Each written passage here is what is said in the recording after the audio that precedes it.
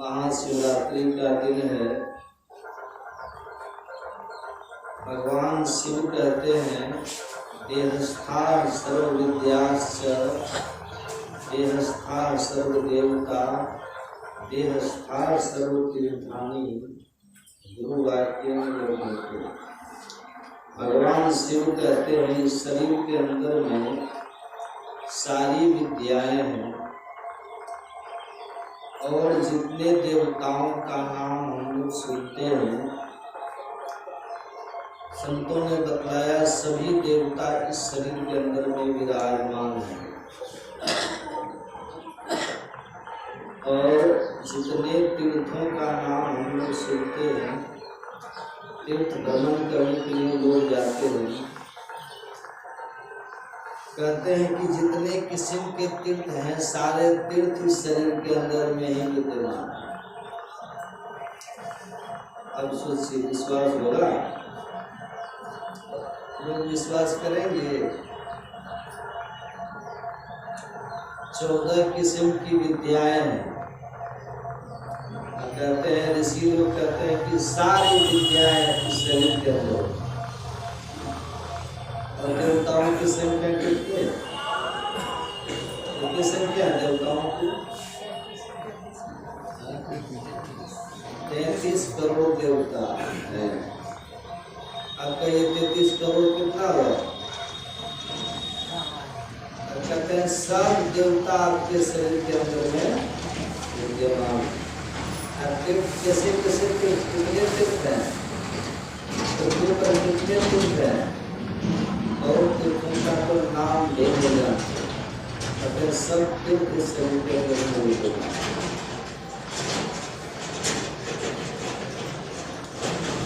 इसलिए लेकिन जब तक गुरु के शरण में नहीं आएंगे, न उस विद्या को जान सकते हैं, न देवता को जान सकते हैं, न ही तीर्थ को जान सकते हैं। सब कुछ आपके शरीर के अंदर में है। सब कुछ घर में ही, बाहर नहीं। बाहर जाहि या टोले सो भरम बोला है। सब कुछ शरीर के अंदर में, बाहर जो बाहर है वो सब अंदर में है। ये इतना बड़ा शरीर 3.5 हाथ का, प्रत्येक का शरीर अपने अपने हाथों से 3.5 हाथ का होगा। इसकी लंबाई चौड़ाई देख लीजिए। इतनी चीजें इस शरीर के अंदर कैसे आ गई, विचारने की बात। संत कबीर साहब की वाणी में आया। संत कबीर साहब कहते हैं काया बरो समुद्र के था न पावे कोई, मन मरि जय दूनी के हो मानिक परखे कोई। शरीर हमारा साधारण नहीं, समुद्र के समान। स्वामी विवेकानंद जब शिकागो गए थे, वहां उन्होंने जो अपना प्रवचन दिया, बहुत समय तक उन्होंने प्रवचन दिया और अलौकिक प्रवचन उन्होंने दिया शिकागो में।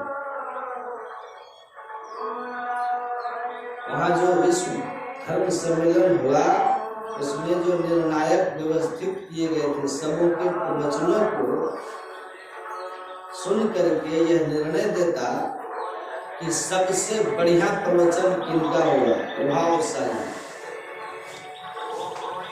इतने बड़े विद्वान, कितने बड़े विद्वान वो होंगे। उनसे जब पूछा गया स्वामी विवेकानंद के बारे में, ये कितने बड़े विद्वान हैं, कैसे विद्वान हैं, उन्होंने कहा कि ये अखिल विश्व के विद्वान, इसकी विद्वता की था हमको मिलेगी। स्वामी विवेकानंद से पूछा गया, आप जो इतना ज्ञान का वर्णन यहाँ पर किए, इतने समय तक आपने इतना सुंदर प्रभावशाली प्रवचन दिया, इतना ज्ञान लोगों को सुनाया, यह ज्ञान आप कहाँ से प्राप्त किए?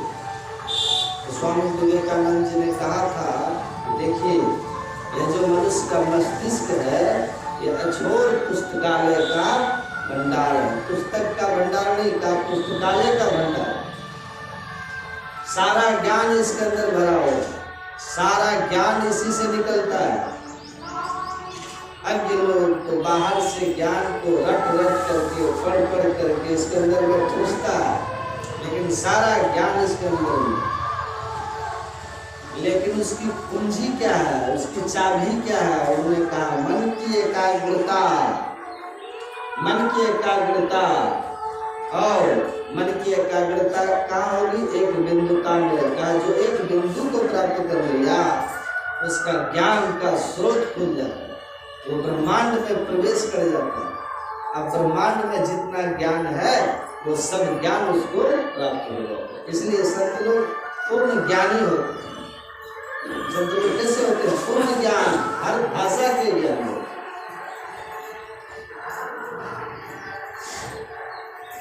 शास्त्रों में, ग्रंथों में, उसमें भी लिखा हुआ है इस देह के अंदर में सारी विद्या है, देह के अंदर में सारे देवतागण हैं, और जितने तीर्थों का नाम सब तीर्थ शरीर के अंदर मिलते हैं।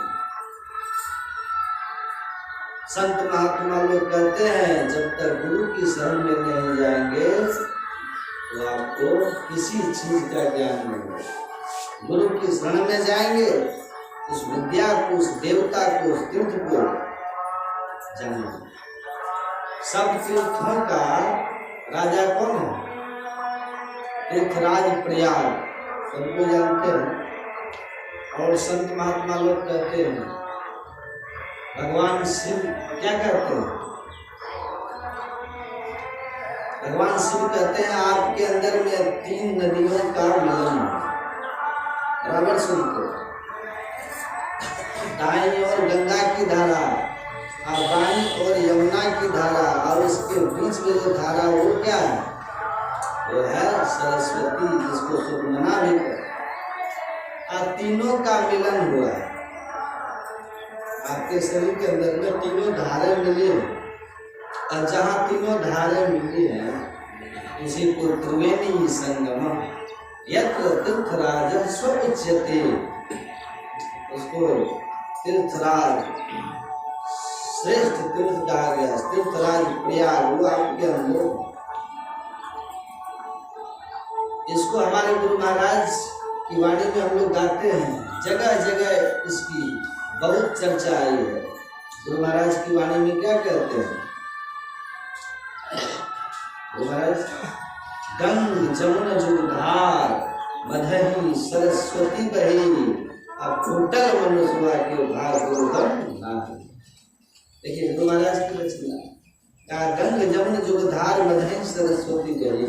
गंगा यमुना दाईं आंख से जो धारा निश्चित होती है उसको गंगा की धारा होता है, और ऋषियों की भाषा में इसको कहते हैं पिंगला।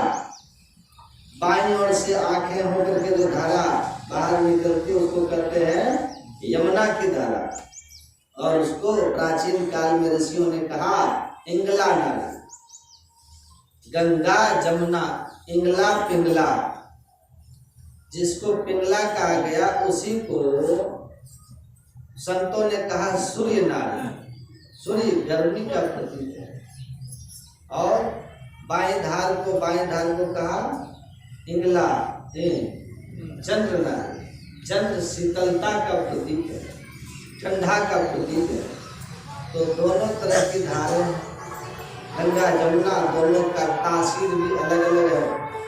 दाईं ओर की धारा उसमें गर्मी का तासीर है, बाईं ओर से धारा जो है उसमें ठंडी का तासीर है, और मध्य में सुखमना सरस्वती की धारा। संत महात्मा लोग कहते हैं जिस तरह से बाहर में हम लोग रोशनी प्राप्त करते हैं विद्युत के द्वारा, जनरेटर के द्वारा या बैटरी के द्वारा, देखते हैं उसमें 2 धारे होते हैं, ठंडी और गर्मी, शीतल और उस पॉजिटिव और नेगेटिव उसको कहा है। वो हम लोग के शरीर के अंदर गुरु महाराज कहते हैं फुटल मनुष्य के भाग, लेकिन हम मनुष्य का भाग फूट गया, इसका ज्ञान गुरु से नहीं प्राप्त करते। गुरु महाराज ने कहा गंग जमुन जुगधार मधहि सरस्वती बही, लेकिन फुटल मनुष्य के भाग दुर्गम नहीं। इसका ज्ञान गुरु से नहीं मिले, बाहर बकते हैं, भाग फूट गया है। तुलसीदास जी महाराज की वाणी में जितने देवता सब आपके शरीर के अंदर। तुलसीदास जी महाराज कहते हैं, क्या कहते हैं तुलसीदास जी महाराज? क्या कहते हैं? इंद्रिय द्वार झरोखा नाना, इंद्रिय द्वार झरोखा नाना, तह तह सुर बैठे करी ठाना। ठाना बना के सब इंद्रियों के द्वार पर एक मुख्य देवता और उसके अधीनस्थ रहने वाले सभी देवता निवास करते हैं। जितनी इंद्रियां हैं, कीर्तनिया लोग कीर्तन गाते हैं, उसमें सुने होंगे क्या गाते हैं? कीर्तनिया लोग कीर्तन में क्या करते हैं? सदा भवानी दाहिनी सन्मुख रहे गणेश, पांच देव मिल रक्षा करे ब्रह्मा विष्णु महेश। ये पांच मुख्य देवता है। तो क्या कहते हैं? सदा भवानी दाहिनी। भवानी से मतलब भगवती, सदा मतलब हमेशा। भगवती का वासा कहाँ है? किधर है? दाहिना भाग। सदा भवानी दाहिनी, सन्मुख रहे गणेश, और सामने गुदा मार्ग, जिसको मूलाधार चक्र कहते हैं, जिस पर अवस्थित होकर हम लोग अभी बैठे हैं, अवस्थित हैं, बैठे, वहां पर गणेश जी का वासा, अंदर में जो कुंडलनी है गणेश जी। सदा भवानी दाहिनी सन्मुख रहे गणेश। दो देवता हो गए। पांच देवली रक्षा करे ब्रह्मा विष्णु महेश। पांच देवता है तो दो तो हो गए, दाहिना भाग भगवती और गुदा मार्ग में गणेश जी। अब पांच देवता में तीन कौन है? ब्रह्मा। ब्रह्मा जी का वासा कहाँ है? ब्रह्मा जी का वासा है लिंग चक्र, जिसको मूत्र मार्ग कहते हैं, मूत्रेंद्रिय कहते हैं। वहां अंदर में जो कुंडलनी है, वहां पर ब्रह्मा जी का निवास है। वे कामदेव को जागृत करते हैं और सृष्टि का संचालन करते हैं, ब्रह्मा जी। फिर तीन देवता हो गए। अब चौथा देवता कौन है? विष्णु। विष्णु जी का वासा कहाँ? नाभि चक्र। नाभि चक्र, ढोड़ी जिसको कहते हैं, समझते हैं लोग इस बात को। वहां पर भगवान विष्णु का वासा। वो क्या करते हैं? ब्रह्मा जी ने जो सृजन किया, उन्होंने जो सृष्टि किया, उन्होंने उसका वे लालन पालन करते हैं, उसको ठहराते हैं विष्णु। वहां विष्णु जी का वासा है। ये काम विष्णु जी का है, नाभि चक्र। और चार देवता हो गए। अब पांचवा है शिव जी, भगवान शंकर। उनका वासा कहाँ है? हृदय चक्र। हृदय चक्र में उनका वासा है। और वे क्या करते हैं? विनाश का कार्य संपन्न करते हैं, सब देवता का, सब काम। संत महात्मा लोग कहते हैं जितने रोवे हैं ना, सब रोम कूप पर देवताओं का वासा है, सब देवता निवास करते हैं। इसलिए संत लोग कहते हैं, हर जगह सभी संतों ने इनका वर्णन किया है इसका, कि आपके शरीर के अंदर में सब देवता विराजमान।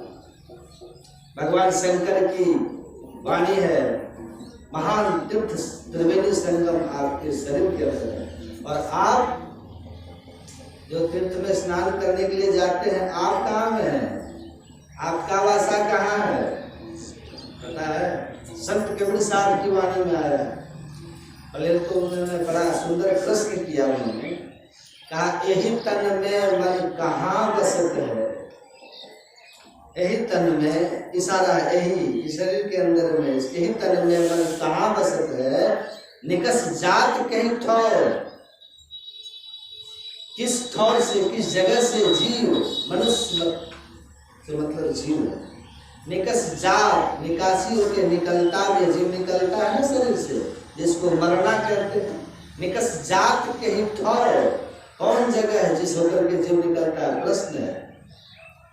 कहा, गुरुगम हो तो पर किले, अनातर कर गुरु। और अगर गुरु से इसका ज्ञान मिला हुआ है, तब तो इस बात को जान लीजिए, अपनी परख कर लीजिए। नातर कर गुरु हो, इसलिए गुरु की बिना गुरु से ज्ञान होगा नहीं। संत कबीर साहब ने इसका उत्तर दिया, जवाब दिया। उन्होंने अपने आप की पहचान की। संत कबीर साहब कहते हैं, नैनो माही मन बसे। नैनो माही बहुवचन शब्द है। नैनो दोनों आंखों के बीच, दोनों आंखों के बीच में जीव का वासा है। हम और आपको भी कहा है शरीर में जागृत की अवस्था है ना, जगह है। जागृतम नेत्रस्थम, जागृत अवस्था में जीव का हमारा वासा कहाँ है? दोनों आंखों के ठीक बीच में। यहाँ हम सजग हैं, हमारी सारे इंद्रियों में हमारी धाराएं हैं, हम सारे कार्यों को संपन्न कर रहे हैं। अभी हम लोग का वासा दोनों आंखों के बीच में। नैनो माही मन बसे, दोनों आंखों के मध्य में जीव का वासा है। अनिकस जात, जब निकलते हैं निकस जात, नौ ठोर मतलब 9 दरवाजे हैं। आँख के 2, कान के 2, नाक के 2, मुंह के 1, साफ पैखाना, नीचे 2, निचला द्वार, सब मिला के 9 द्वार। निकस जात 9। गुरु का भेद बताइए सब संतन से 9 द्वारों से ये जीव निकलता है। इसको शरीर से निकल गया, लेकिन है कहाँ? दोनों आंखों के बीच में।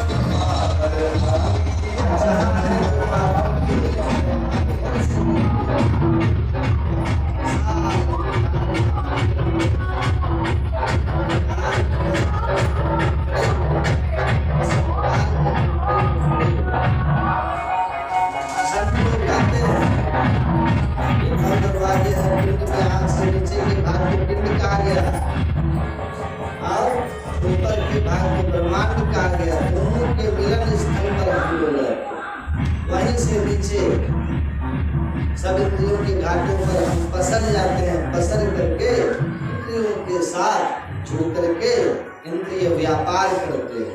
आँख से रूप का व्यापार, कान से शब्द का व्यापार, नाक से गंध का व्यापार, जिह्वा से स्वाद का व्यापार और चमड़ी से स्पर्श का व्यापार, अर्थात ज्ञान प्राप्त करते हैं। ये सारे विषयों का ज्ञान प्राप्त करते हैं। संत लोग कहते हैं ऊपर जो है ब्रह्मांड है और दोनों के मध्य में इंगला पिंगला, दोनों के जो गंगा जमुना दोनों के मध्य में ही आप रहते हैं, आप निवास करते हैं। और वहीं से ब्रह्मांड में जाने का विरा, ब्रह्मांड में जाइएगा तो वहां से ही रास्ता है।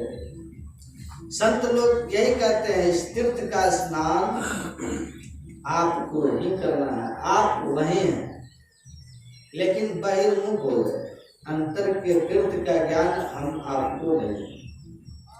इसलिए संत महात्मा लोग गुरु की शरण में जाने के लिए कहते हैं। गुरु के शरण में जाएंगे उसमें जो स्नान करेंगे, गोता लगाएंगे तो यत्र तीर्थराजः स उच्यते तत्र स्नानम सर्व पापे प्रमुच्यते, सब पापों का अंत हो जाएगा। वो आपके चरण में है, वहीं आप हैं। स्नान करने का ढंग कैसे है? कैसे स्नान कीजिएगा? गुरु महाराज की वाणी में आया है। गुरु महाराज हमारे कहते हैं, गुरु महाराज की वाणी में आया है, सुन लीजिए ध्यान से।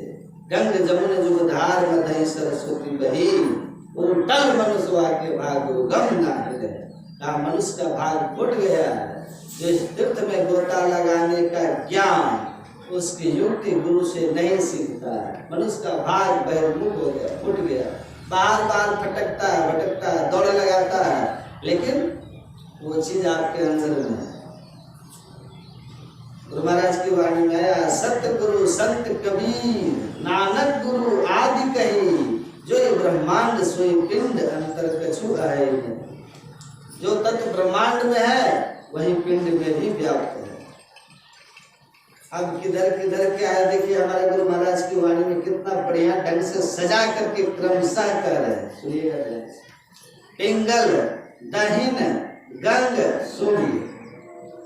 पिंगल पिंगला नाड़ी, पिंगल दाहिना तरफ दाहिना दाहिना, पिंगल दहिन गंग सूर्य, इसको गंग भी कहते हैं, इसको सूर्य नाड़ी भी कहते हैं। पिंगल दहिन गंग सूर्य, दाहिना भाग में इतना नाम गुरु महाराज एक ही नाड़ी का इतना नाम करके सुना। और इंगल, पिंगला का उल्टा क्या होता है? इंगला, इंगल चंद, उसको चंद नाड़ी भी कहते हैं। इंगल चंद और उसको कहते हैं यमुना। यमुना भी कहा गया। पिंगल दहन गंगा सूर्य इंगल चंद्र जमुना बाई बाई धार बाई तरफ ये इंगला है, उसको चंद्र नारी भी कहते हैं, इसी को यमुना भी कहते हैं। वो आपकी बाई आंख की तरफ, बाई आंख की तरफ। और पिंगल दहन गंगा सूर्य इंगल चंद्र जमुना बाई सरस्वती सुखमन बीच, दोनों आंखों के बीच में सरस्वती कहिए, सुखमना कहिए। सरस्वती सुखमन बीच चेतन जल धार नहीं, आप चेतन विराजमान है मध्य में, आप चेतन। अब उसमें स्नान कैसे कीजिएगा? पहले इसी के लिए हमारे गुरु महाराज के नीचे की कड़ी में कहते हैं सतगुरु को धरि ध्यान। सतगुरु को धरि ध्यान मतलब मानस ध्यान पहले कीजिए, और मानस ध्यान के पहले जप भी है। सतगुरु को धरि ध्यान, उसमें स्नान करने के पूर्व पहला काम क्या है? जप कीजिए। और दूसरा काम अपने इष्ट की मूर्ति का मनोमय रूप का क्या कीजिए? उस पर अपने मन को टिकाइए। ये मानस ध्यान। सतगुरु को धरि ध्यान, तो परिणाम क्या होगा? गुरु मूर्ति के ध्यान करने से, अपने इष्ट की मूर्ति के ध्यान करने से सतगुरु को धरि ध्यान सहज श्रुति शुद्ध करी। सहज में आपकी जो सूरत है वो शुद्ध हो जाएगी। श्री सतगुरु जो ओमते हैं उसको लगा दीजिए, बढ़िया से सुनिए। श्री सतगुरु महाराज की जय। तो इधर देख के तब सुनिए, सर को सीधा रखिए, गर्दन को झुका दीजिएगा तो फिर मेरुदंड आपकी झुक जाएगी, फिर नींद आ जाएगी। इसलिए इसको सुनिए बढ़िया से। श्री सतगुरु महाराज की जय। तो कहते हैं गुरु महाराज पहले सतगुरु का ध्यान करो, अपने इष्ट की मूर्ति का ध्यान करो, मन को एकाग्र करो, मन को समेटो। जब मन को समेटोगे सूरत सिमटेगी, तभी वो त्रिवेणी में आपका प्रवेश होगा, तभी त्रिवेणी स्नान कर पाएंगे। इसलिए कहते हैं पहले पहले यहाँ पर सतगुरु को धरि ध्यान। कहा सतगुरु को ध्यान कीजिए, सहज शुद्ध करिए, आपकी सूरत जो है सरलता से शुद्ध हो जाएगी, पवित्र हो जाएगी। एक जगह और गुरु महाराज ने कहा प्रथम ही धारो गुरु को ध्यान, हो श्रुति निर्मल हो बिंदु ज्ञान। प्रथम ही धारो गुरु को ध्यान, हो श्रुति निर्मल हो बिंदु ज्ञान। प्रथम ही धारो गुरु को मिल गया। तो इस तरह से हमारे गुरु महाराज करते हैं। सतगुरु को धरि ध्यान सहज श्रुति शुद्ध करी, सन्मुख बिंदु निहारी। देखिए सुनिएगा, सन्मुख सामने बिंदु निहारी।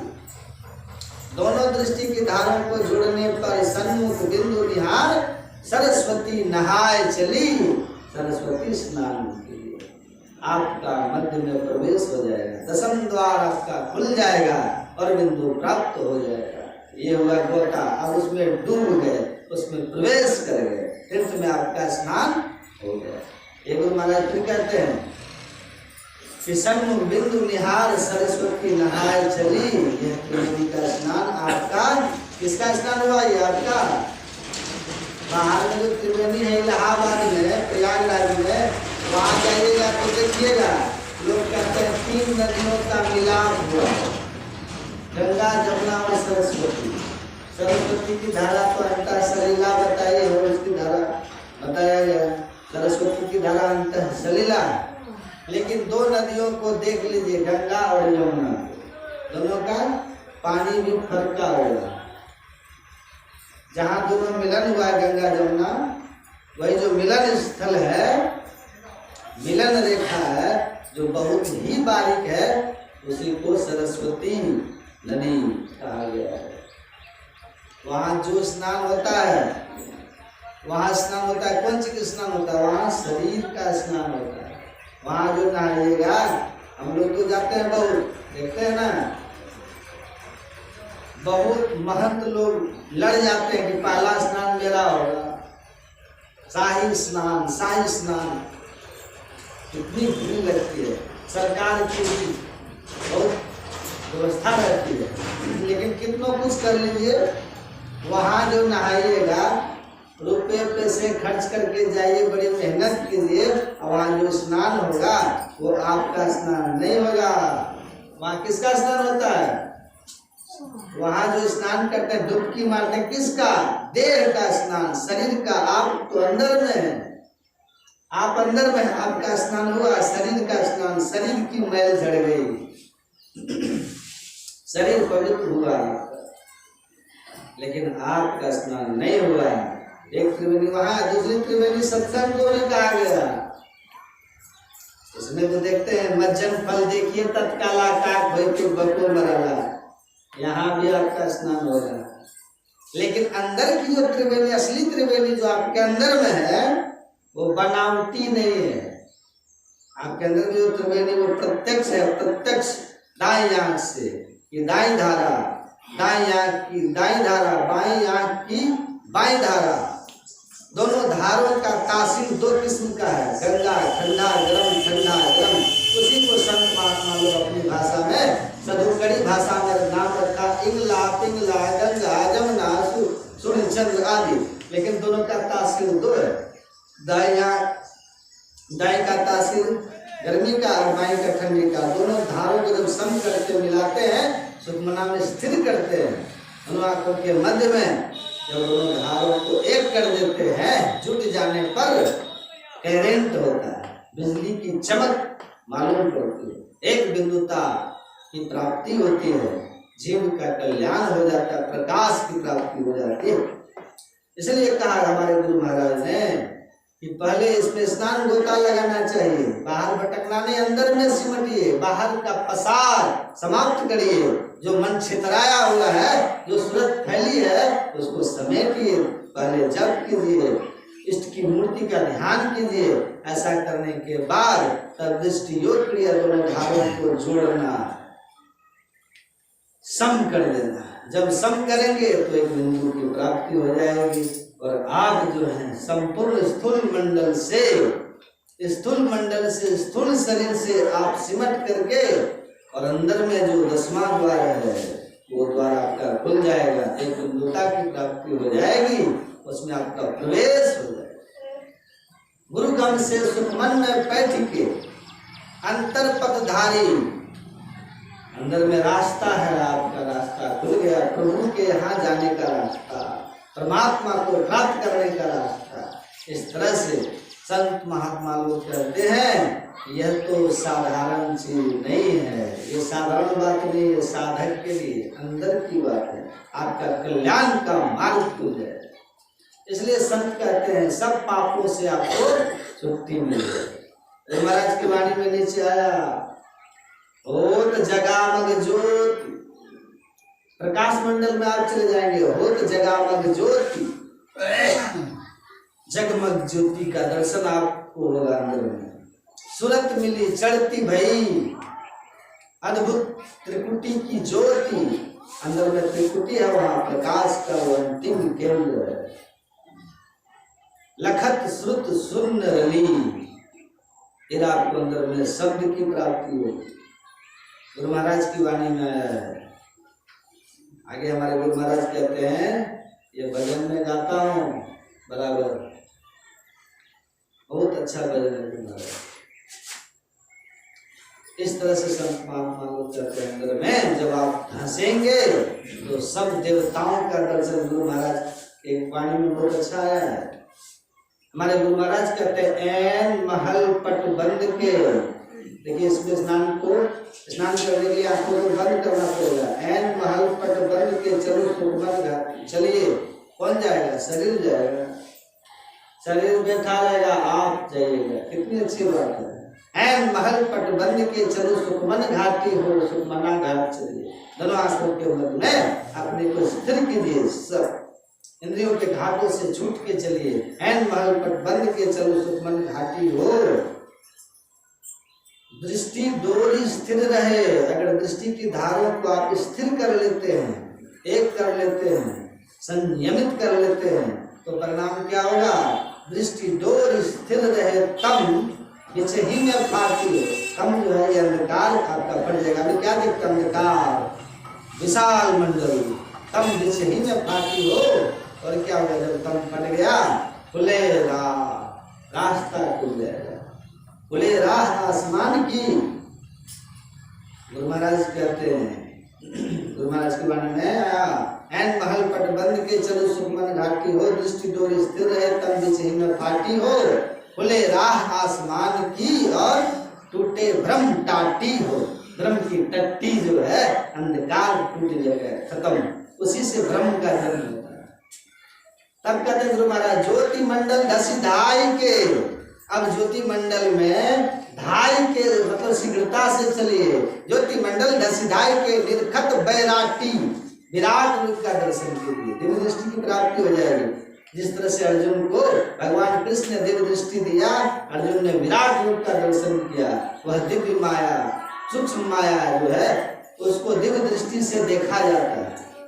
जब आपके अंदर अंधकार की टट्टी टूट गई, प्रकाश की प्राप्ति हो गई, दिव्यता की प्राप्ति हो गई, आपको वो दिव्य दृष्टि की प्राप्ति अंदर में हो गई और विराट रूप का दर्शन, निर्खत बैराटी हो, विराट रूप, सब देवताओं का दर्शन हो गया। लेकिन आगे बढ़ना है, वहां रुकना नहीं। गुरु महाराज क्या कहते हैं, ज्योति मंडल धसी धाई के निर्खत बैराटी हो, धुल धुन गही लही, बंधन लेहु काटी धुल धुन। धुल मतलब, धुल धुल मतलब आदिनाद, आदिनाद, सार शब्द की प्राप्ति हो जाएगी। धुल धुन गही लही परम पद, तो सार शब्द को जो परमात्मा से उत्थित शब्द है, परमात्मा का निकटवर्ती शब्द है, वो शब्द भी आपको मिल जाएगा। धुल धुन गही लही परम पद, उसको प्राप्त करके गही लही, उसको गह लीजिए, प्राप्त कर लीजिए। लही परम पद, परम पद, परम विशेषण लगा है। कौन पद? अभी कितने पद है संसार में? और शास्त्र में देखिए कितने पद हैं, ब्रह्मा का पद है, विष्णु का पद है, लेकिन सब नाशवान पद है। गुरु महाराज कहते हैं धुल धुन गही लही परम पद। परम पद का मतलब जिससे बढ़कर कोई पद ही नहीं है, परमात्म पद, निःशब्दम परमम पदम। धुल धुन गही लही परम पद, अब बंधन लेहो काटी हो, बंधन को काट लीजिए। बंधन क्या है? शरीर बंधन है, स्थूल सूक्ष्म कारण और महाकारण, ये सब बंधन आपका, सब बंधन छूट गया, आप अकेले मोक्ष की प्राप्ति।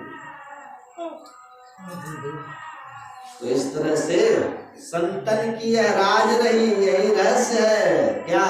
संतों के ज्ञान में यही रहस्य छिपा हुआ है। संतन की यह राज रही, लेकिन यह रहस्य जो है, संतन की यह राज रही, भेख भ्रम से पाटी हो, वेशभूषा में भ्रम में ये छिपा हुआ है। सतगुरु देवी साहब दया दिन ही भ्रम काटी हो।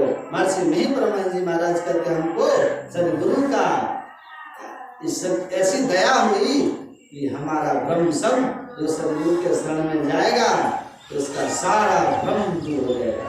इसीलिए सब देवता, सब विद्या, सारे तीर्थ आपके अंदर में विराजमान है। इसके लिए संत लोग पहले तो सत्संग करने के लिए, क्यों? बिनु सत्संग विवेक न हो, अरे राम कृपा बिनु सुगम सत्संग की। और सत्संग के बाद गुरु के शरण में जाइए, युक्ति लीजिए, दीक्षा लीजिए, और युक्ति जान करके तब इसमें स्नान करने के लिए ध्यान कीजिए।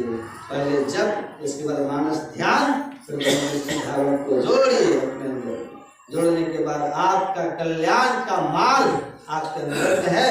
शरीर में कितना दुख है, देखते हैं कितने किस्म के रोग हैं, बहुत किस्म का रोग है, दुख है। इस शरीर में रहने से जीव को सतत पीड़ा होती रहती है, इसका नाम ही दुखालय है। ये ज्ञान संत लोग इसको बताते हैं, ये ज्ञान सुनेंगे तो कल्याण होगा। क्या करना? संसार में लोग धन धन धन धन करते हैं,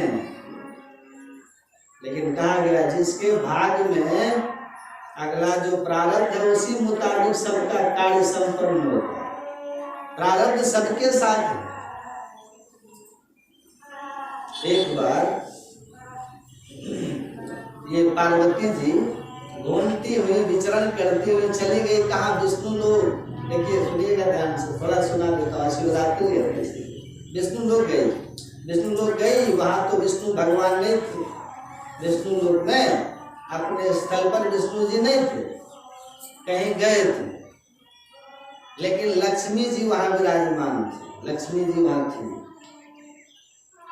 तो माता पार्वती वहां पहुंची तो लक्ष्मी जी पार्वती जी को देख रहे हैं, अपनी आंखों से देख रहे हैं। अब पार्वती जी भी लक्ष्मी जी को देख रहे हैं, लेकिन लक्ष्मी जी एक रत्ती भी आओ भगत नहीं की पार्वती जी की कि आओ आओ बहन पार्वती आओ, उठ करके सामान हम लोग यहाँ पे आते कहते ना आइए आइए भाई आइए, छोटे हो कि बड़े हो आदर करते हैं ना। लक्ष्मी जी कुछ नहीं टोकी, कुछ नहीं टोकी, कुछ भी नहीं कही, कुछ नहीं बोली। इस बात से माता पार्वती जी को कष्ट हुआ, होना भी चाहिए। तब पार्वती जी वहां से अवरुष्ट होकर चलने लगी। और जब चलने लगी तो लक्ष्मी जी क्या कहती, कहो कहो पार्वती कहाँ आई हो, तुम्हारा पति कहाँ गया, भिख मांगने के लिए गया है, यही कहती। अब कितना कष्ट होगा, होगा कि नहीं? कुछ विवाद हो गया, पार्वती जी रुष्ट हो गई।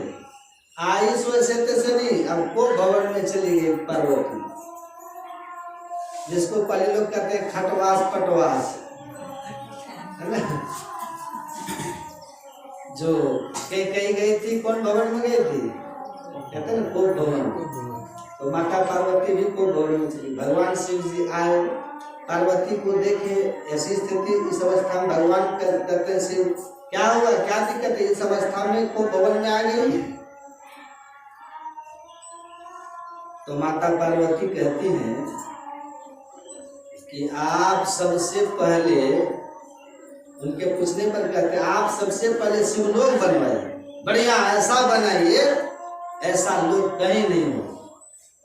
भगवान सबको आश्चर्य लगा, क्या हमारी बात क्या है, सुन बोलो। पार्वती जी सारी बातें कह के सुना दी। अब बड़ा अपमान किया हुआ हमारा लक्ष्मी, उसको धन का घमंड, वैभव का घमंड है कि हमरे जैसा लोग कहीं नहीं, विष्णु लोग हमको ऐसे से कही है। देखिए भगवान शंकर कैसे कितने त्यागी हैं, हंसते हुए कहते हैं पार्वती देखो सहन शक्ति सबसे बड़ा गुण है, सब अगर कुछ कहती है सहन लो, शांति मिल जाएगी। और तुम जो नहीं सही बात तो लग गई है वो अशांति में हो, तुम अशांति में हो। किसी की देखा देखी मत करो देवी, किसी से प्रतिशोध की भावना मत रखो देवी। उसको है तो है, हमको जितने हैं उतने में रहेंगे, बेसी कहाँ से लाएंगे। भगवान शंकर ने माता पार्वती से कहा, बहुत तरह से भगवान समझाए शिव। भगवान शिव ने कहा देखो पार्वती कम में है तो हम शांति में, हम कम में है तो शांति में, बेचैनी है देखती हो, शांति से रहते हैं, जीवन बिताओ, किसी का वैभव देख करके तरसो मत देवी। लेकिन पार्वती नहीं मानी, जिद ठानी नहीं, जब तक आप एक शिवलोक का निर्माण नहीं कर लीजिएगा तब तक मैं दम नहीं मारूंगी, कोप भवन से नहीं निकलूंगी, कोप नहीं त्यागूंगी, हट कर दूंगा। भगवान शंकर बहुत समझाए लेकिन नहीं माना। काम को भाग में जितना रहेगा उतने में नहीं माने पार्वती। तब भगवान शंकर ने विश्वकर्मा जी का आह्वान किया। विश्वकर्मा जी आए, कहा क्या आज्ञा है प्रभु का, पार्वती जी से पूछो क्या हुआ, वो जैसा जो कहे वो कर दो। पार्वती से पूछा ऐसी बात, ऐसा बना दो। पार्वती जी कहती है ये भगवान विश्वकर्मा ने कहा ठीक है मैं बना देता। विश्वकर्मा जी ऐसा शिवलोक बनाए, जब बन ठन के तैयार हो गया तब भगवान शंकर कहते हैं पार्वती, विश्वकर्मा जी से पार्वती से पूछो पसंद है कि नहीं। तो पार्वती जी गई, देखी, तो देखती है पार्वती जी गदगद हो जाती है। तो विश्वकर्मा जैसा मैं सोची थी उससे भी तुम कई गुना अधिक बढ़िया बना दिया, बहुत इनाम दिया उसको, खुश हो गया विश्वकर्मा। भगवान शंकर कहते खुश हो ना, प्राप्ति में खुश हो ना। और जब खो जाती है कोई चीज तो दुख होता है, भगवान सब समझा दिए। अभी इतने कुछ मिजाज है तुम, भगवान तो सब जानते थे क्या होगा। भगवान से घरवास करेगी कहाँ, कौन ढंग से घरवास करेगी, कौन कौन ढंग से घरवास होता है। एक घरवास है ऋषि मुनि साधु महात्माओं को बुला करके लोग सत्संग करा करके घरवास कर लेते हैं। क्या दूसरा ढंग? पंडित को बुला करके लोग कर्मकांड के माध्यम से उसमें